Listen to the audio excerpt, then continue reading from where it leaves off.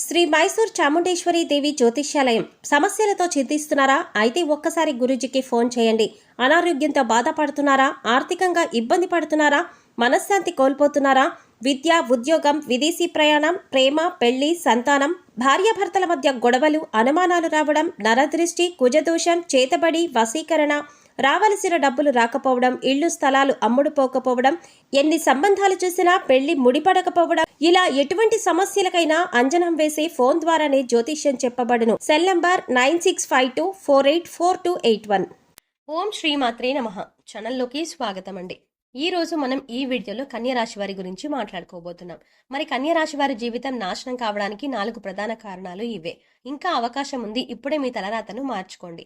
మరి ఆ తప్పులేంటి, వాటిని ఎలా సరి చేసుకోవాలి, ఎటువంటి దేవతారాధన అలాగే పరిహారాలు చేసుకుంటే వీటికి పరిష్కారం దొరుకుతుంది అనే అంశాలను ఈ వీడియోలో మనం వివరంగా తెలుసుకుందాం.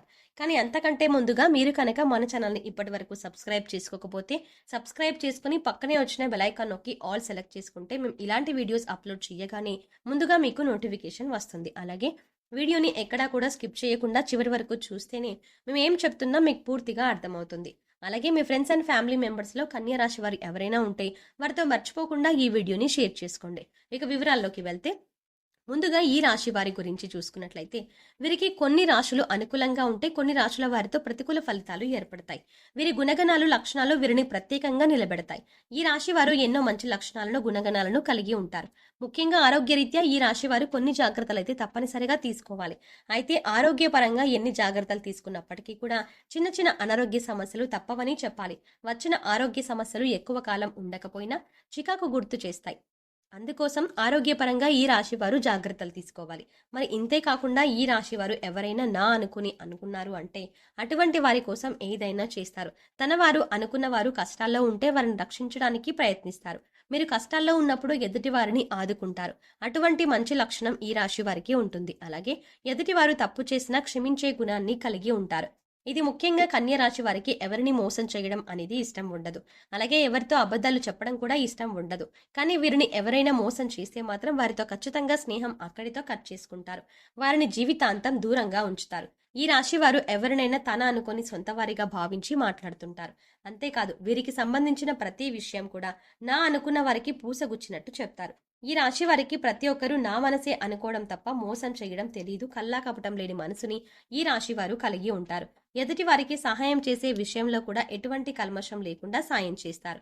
నేను ఇప్పుడు వీరికి సాయపడ్డాను కదా, మళ్ళీ వీరు నాకు సాయపడాలి అనే ఆలోచన వీరికి అస్సలు ఉండదు.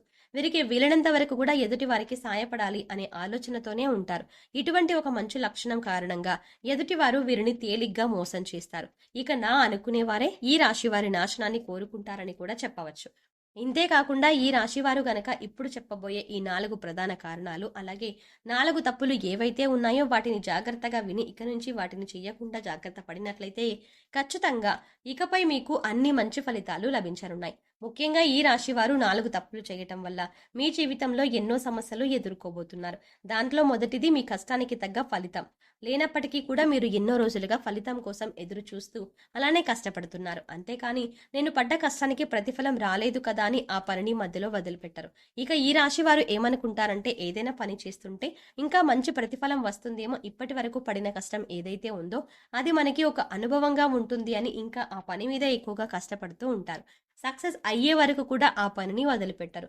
ఇటువంటి సమయంలో మీకు ఫలితం రానప్పుడు ఆ పనిని వదిలిపెట్టడం కంటే కూడా దైవం మీద ఎక్కువ నమ్మకం ఉంచి దైవారాధన చేసుకుంటూ ఆ పనిని చేయడం వల్ల మీకు పనిలో మరింత పురోగతి కనిపిస్తుంది.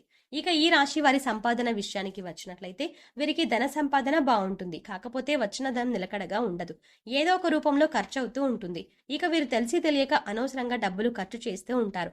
కాబట్టి డబ్బుని మాత్రం కొంచెం జాగ్రత్తగా మీరు ప్రణాళికాబద్ధంగా డబ్బులు ఖర్చు చేయవలసి ఉంటుంది. ఇక మీరు ఏదైనా పని చేపట్టినా లేదా మీకు ఎవరైనా ఏదైనా పని అప్పచెప్పినా దాన్ని పోస్ట్ పోన్ చేయకుండా ఎప్పటికప్పుడు ఆ పనిని ఫాస్ట్గా కంప్లీట్ చేసుకోవడానికి ప్లాన్ చేసుకోవాలి. ఒక ప్రణాళిక రచించుకొని ఒక పనిని పూర్తి చేసినట్లయితే దాంట్లో ఖచ్చితంగా మీరు విజయాన్ని పొందుతారు. బద్ధకం అనేది ఈ రాశి వారికి అస్సలు పనికిరాదు. ఇక ఈ తప్పును కూడా మీరు సరిదిద్దుకున్నట్లయితే కనుక మీరు జీవితంలో పురోగతిని సాధిస్తారు. ఇక మీరు మార్చుకోవాల్సిన మరొక తప్పేంటంటే మీకున్న కోపం. మీరు ఆవేశంగా మాట్లాడకుండా నెమ్మదిగా, ఓర్పుతో, శాంతంగా మాట్లాడాలి.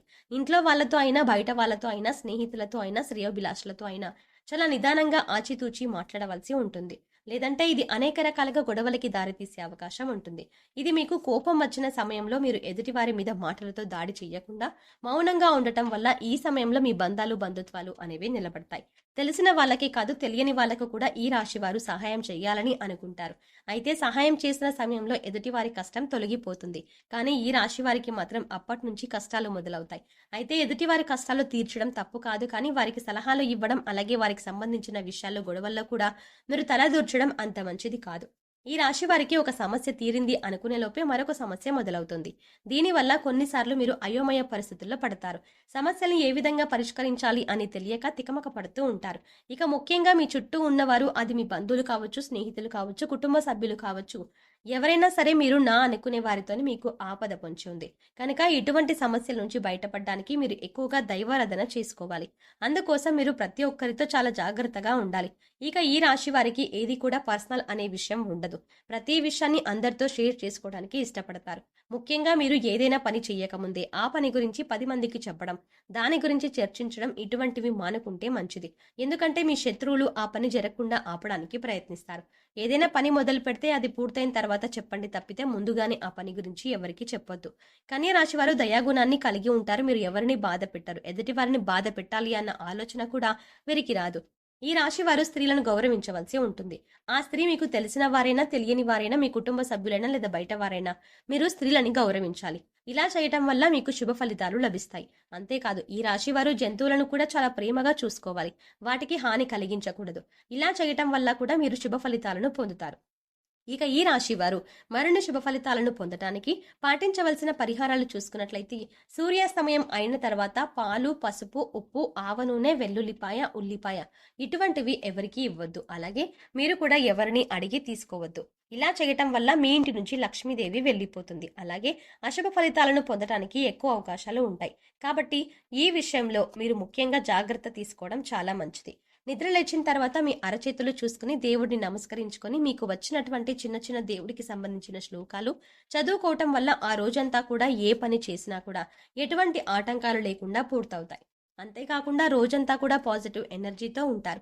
ఇక ఈ రాశి వారు బయటకు వెళ్ళేటప్పుడు కానీ లేదా ఇంట్లోకి వచ్చేటప్పుడు కానీ గుమ్మం పైన ఉన్న దేవుడు పటానికి నమస్కరించుకొని పనికి వెళ్ళడం లేదా ఇంట్లోకి రావడం కానీ చేసినట్లయితే ఖచ్చితంగా మీరు చేసే పనులు విజయవంతంగా పూర్తి చేస్తారు. అన్నిట్లో విజయాన్ని సాధిస్తారు. జీవితంలో అభివృద్ధి చెందుతారు.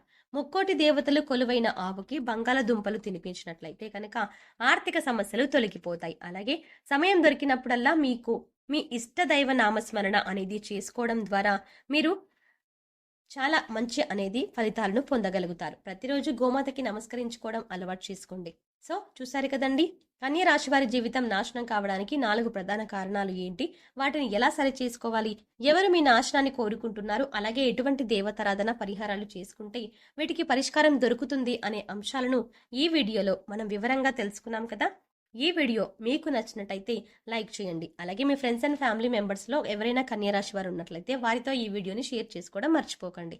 కానీ అంతకంటే ముందుగా మీరు కనుక ఇప్పటి వరకు మన ఛానల్ని ఇంకా సబ్స్క్రైబ్ చేసుకోకపోతే వెంటనే సబ్స్క్రైబ్ చేసుకోండి. పక్కనే ఉన్న బెల్ ఐకాన్ క్లిక్ చేసి అందులో ఆల్ సెలెక్ట్ చేసుకుంటే మేము ఇలాంటి వీడియోస్ అప్లోడ్ చేయగానే ముందుగా మీకు నోటిఫికేషన్ అందుతుంది.